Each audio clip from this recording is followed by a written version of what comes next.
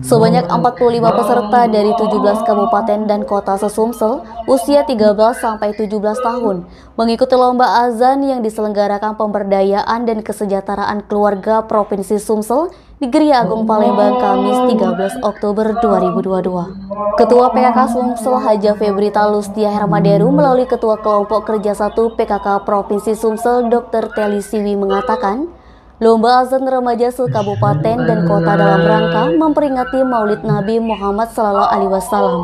Kegiatan ini perdana dilakukan dalam rangka memperingati Maulid Nabi Muhammad SAW. Biasanya, untuk memperingati Maulid Nabi Muhammad SAW, PKK Sumsel mengadakan pengajian akbar dan kegiatan lainnya. Masing-masing 17 kabupaten dan kota mengirimkan perwakilan pesertanya sebanyak 3 orang. Namun, usai pendaftaran hanya ada 15 kabupaten dan kota yang mengikuti. Karena kota Lubuk Linggau dan Pagar Alam tidak mengirim utusan untuk mengikuti kegiatan ini. Pemenang lomba azan mulai dari juara 1 sampai harapan akan diberikan hadiah berupa uang, pembinaan, dan piala.